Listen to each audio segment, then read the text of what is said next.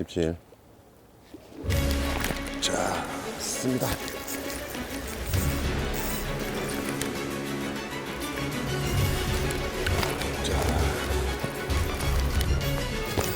자, 강지 집행해야 됩니다. 발 앞에 여가 있기 때문에. 자, 돌돔입니다. 예, 씨알 좋은 돌돔입니다. 오세요. 역시 지구력이 상당합니다. 자, 됐습니다. 이제 공기를 먹었으니까.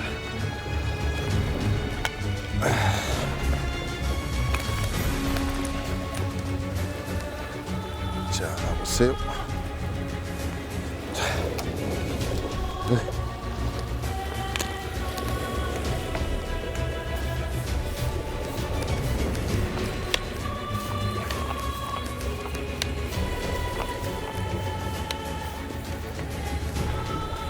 자, 이번에도 40 정도 돼 보이는 돌돔이 한 마리 물었습니다.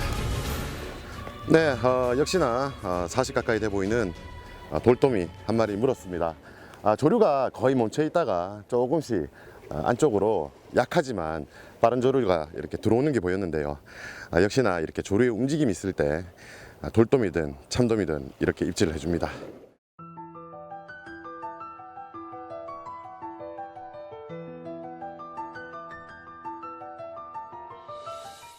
독립녀의 공략 방식은 다 똑같기 때문에 어딜 가나 같습니다. 그렇기 때문에 독립녀에서의 공략 방식 한 번에 같이 알려드리도록 하겠습니다.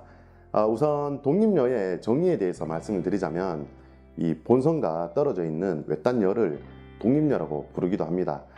이런 독립녀에서는 들물과 썰물의 조류 소통이 아주 좋습니다. 일반적인 이렇게 본섬에 붙어 있는 그런 녀보다는 조류의 소통이 좋을 수밖에 없는 그런 구조를 가지고 있는데요. 독립녀의 특징이라면 통상적으로 주변의 조류 소통보다는 월등히 조류의 소통이 좋은 곳이라고 볼 수 있습니다. 양갈래로 이렇게 열을 부딪혀서 나가는 두 조류가 만나는 합수 지점이 형성되기 마련이고요. 이렇게 조류의 어떤 움직임에 따라서 먹이 활동을 하는 이 대상 어종들에게는 더할 나위 없이 먹이 활동을 할 수 있는 서식지로 좋은 포인트라고 볼 수 있습니다. 그리고 통상적으로 이렇게 작은 독립녀의 포인트는 약 한 두 곳 정도가 나옵니다. 송곳녀의 기준으로 보셔도 이 두 곳 자리가 낚시를 할 수 있는 대표적인 자리라고 볼 수 있는데요. 조류의 방향에 따라 조류가 나가는 방향으로 자리를 잡으시고 앞서 말씀드린 것과 같이 양갈래로 갈라지는 본류에 혹은 또 빠른 조류에 각각 만나는 합수 지점을 노리시면 됩니다. 조류가 너무 빠르다 싶을 때에는 발 앞에 형성되는 훈수 지점을 노리는 것도 상당히 좋은 방법이라고 볼 수 있습니다. 이런 것은 밑밥 또한 조류의 합수 영향으로 흩어지지 않고 집어가 잘 되는 그런 좋은 포인트라고 볼 수 있습니다. 그리고 두 조류가 만나는 지점을 노려야 좋은 조가가 이어진다라고 말씀을 드렸었는데요. 육안으로 확인하기 힘들 정도로 느린 조류라면 다소 빠른 이곳 지점에 채비를 흘려서 이렇게 조류를 태워 흘리다 보면 어느 지점에서 재채비가 다소 이렇게 늦어지는 그런 구간이 생깁니다. 이런 곳은 눈에는 보이진 않지만 두 성질이 다른 조류가 만나서 생기는 합수 지점이라고 볼 수 있습니다.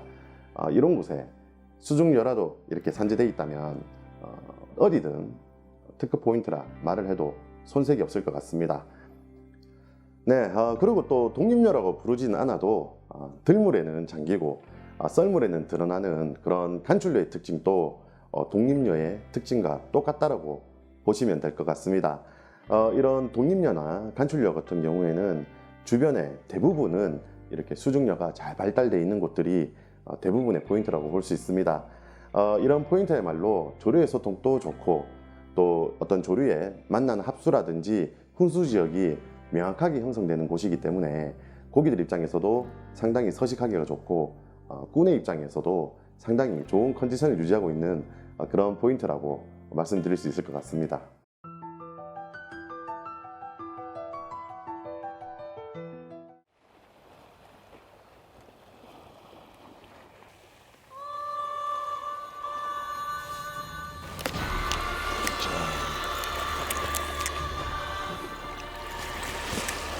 이거는 뭔가요?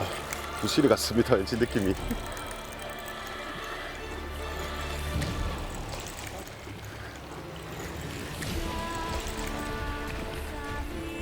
자,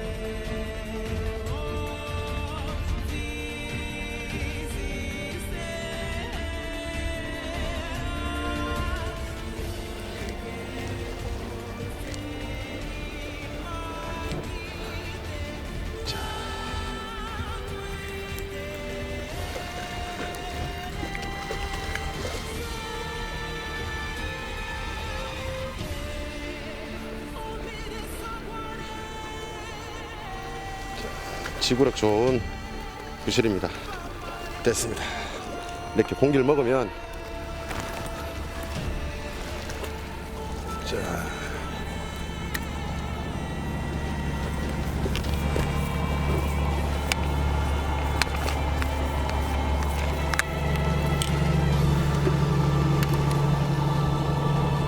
부시리가 한 마리 올라왔습니다. 네, 부시리가 한 마리 올라왔습니다. 아주 힘이 좋은 부시리가 한 마리 올라왔는데요. 아무래도 조금 더 빠르게 내리는 게 좋을 것 같습니다. 부시리가 상당히 많을 것 같아요, 왠지. 오늘은 부시리의 싸움 또 피할 수 없는 숙명이 아닐까라는 생각이 듭니다. 자, 힘 좋은 부시리입니다.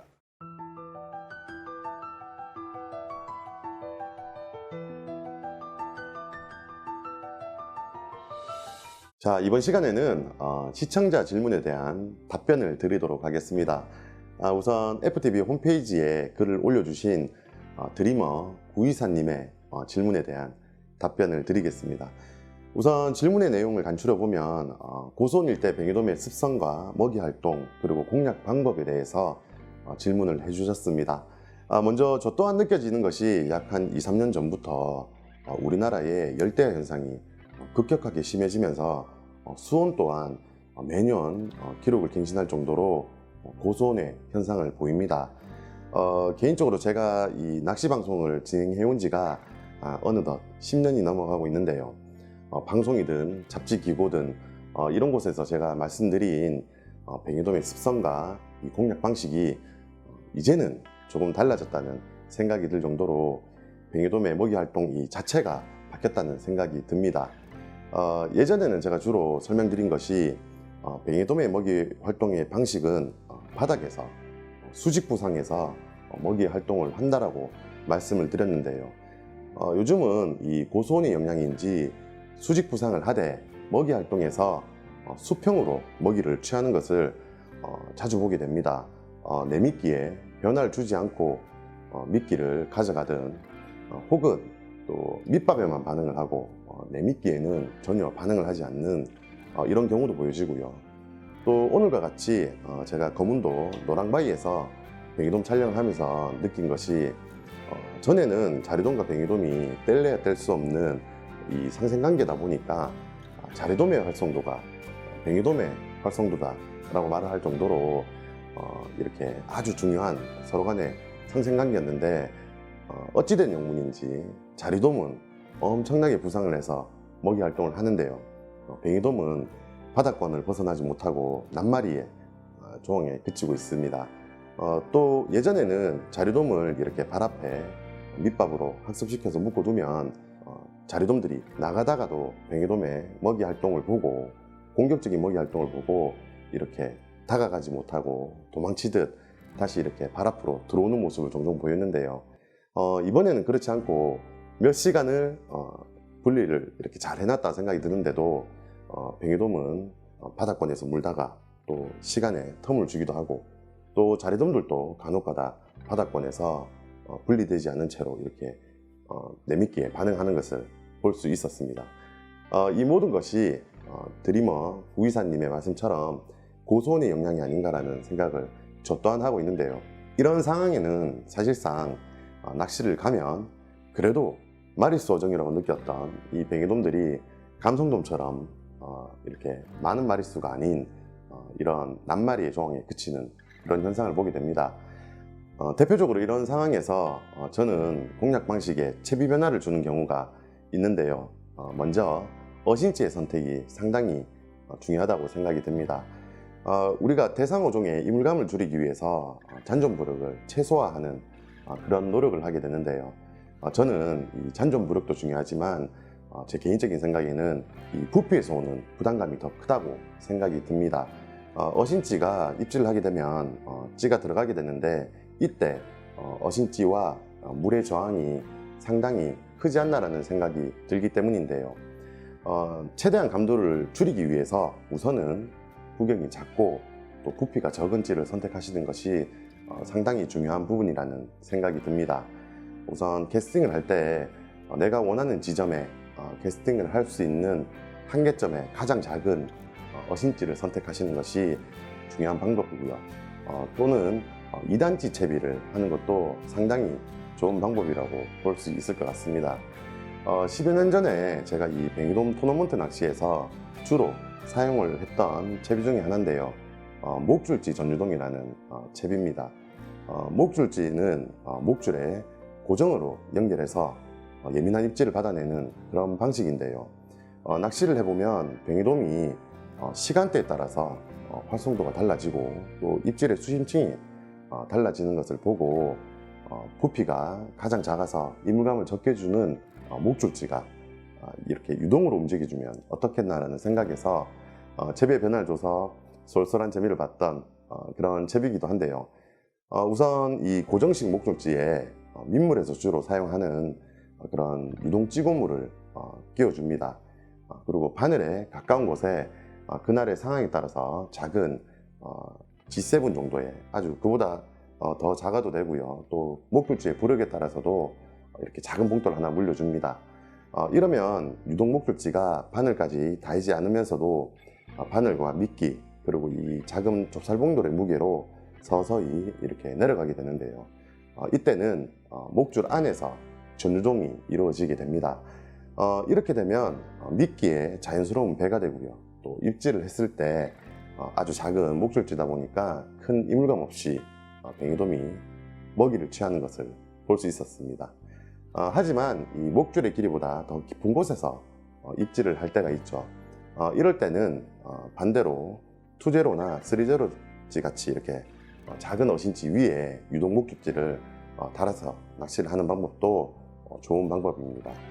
우선 목줄이 정렬이 되고 채비가 정렬이 된 상태에서 이 잠수지 형태인 어신지가 서서히 내려가면서 그 위에 부피가 작은 이 목줄지가 아주 작은 움직임이라도 반응을 하게 되면 그 또한 입질이라고 판단하시고 뱅에돔을 낚으시면 되는데요.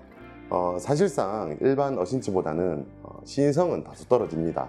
하지만 앞서 말씀드린 것 같이 부피가 작은 목줄지다 보니까 작은 입질에도 반응은 상당히 크게 한다고 볼 수 있습니다.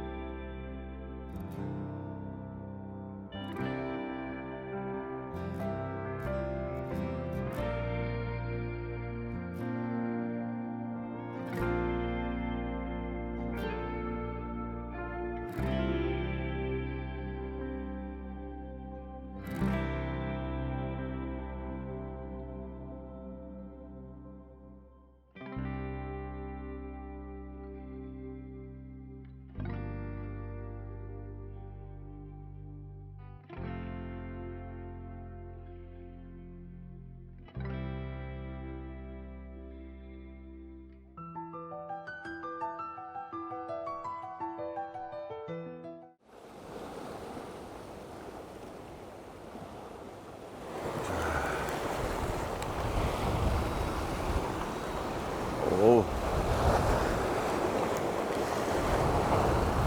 뭔가 이 녀석은 시알이 조금 더 좋습니다.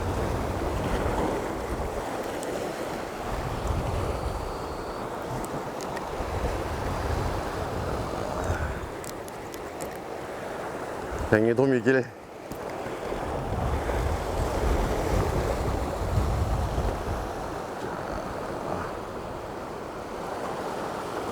황절 감정이 같습니다. 왠지 황절 감정이네요.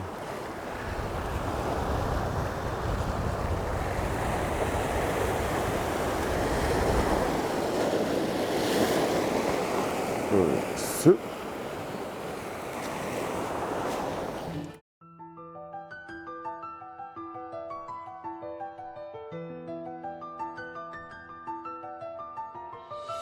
오늘은 제주도 남쪽에 위치한 지기도 포인트에 와 있습니다. 서귀포 봉옥항에서 배를 타고 약 한 30분 정도의 거리에 있는 아름다운 섬인데요. 이곳은 지기도에서도 등대 포인트라는 지명을 가진 곳입니다. 지기도 본섬에서 등대가 보이는 일대에 있어서 아마도 붙은 지명인 것 같은데요. 전형적인 여바 포인트로 중썰물에서 중들물까지 낚시가 가능한 곳이고요. 특정하게 어떤 곳이 낚시가 잘 된다라고 판단을 하기보다는 이렇게 걸어서 포인트를 옮길 수 있기 때문에 조류의 방향을 잘 봐가면서 포인트를 선택하시는 것이 상당히 중요한 것 같습니다. 오늘 제가 선 자리는 이곳 자리인데요. 조류가 바다를 바라보고 썰물에는 우에서 좌측으로 흘러주고요. 들물에는 반대로 좌에서 우측으로 흘러주는 포인트입니다. 수심은 바람 낮은 곳은 한 3m 정도 되고요. 깊은 곳은 7에서 8m 정도 수심을 보여줍니다. 약 한 25m 정도 이렇게 멀리 공략을 해도 수심에 큰 차이를 보이지 않는 여바 포인트입니다. 이렇게 낮은 수심의 여바 포인트는 밤과 낮 그리고 들물과 썰물 공략 지점이 조금 달라지는 특징이 있는데요. 네, 조금 쉽게 설명을 하자면 이렇게 낮은 여바 지형은 어느 정도의 경계심과 관련된 부분들이 많이 있는데요. 밤이나 들물에는 조금 이렇게 가까운 곳을 공략하셔도 괜찮겠지만은 한낮이라든지 썰물에는 다소 이렇게 먼 거리를 공략을 하셔야 그나마 조금 더 나은 시알에 뱅에돔들을 만날 수 있는 것 같습니다. 그리고 파도가 없는 날보다는 파도가 있는 날 조금 더 시원한 입질을 만나게 되고요. 또 고기들의 활성도도 많이 보이는 것을 볼 수가 있습니다. 그리고 특히나 이렇게 낮은 여바 지형은 해가 뜨는 시간이나 해가 지는 제주도 말로는 해착 낚시라고 하죠. 해가 지는 이런 타이밍에 이렇게 큰 녀석들이 종종 올라오곤 하는데요. 뱅에돔의 습성이 한낮에는 멀리 깊은 곳에 있다가 이렇게 해가 지고 밤이 되면은 갯바위 가장자리에서 이렇게 입질하는 습성이 있기 때문에 이런 모습들을 보여주곤 합니다. 그리고 이곳 지기도는 감성돔은 잘 낚이진 않지만은 감성돔이 낚이는 이런 여바 지형에서는 뱅에돔과 똑같은 현상을 볼 수 있습니다. 들물과 밤에는 가까운 곳, 또 한낮, 썰물에는 먼 곳, 이런 식으로 생각을 하시고 낚시를 하시면 좀 더 나은 조과를 이루실 수 있을 것 같습니다.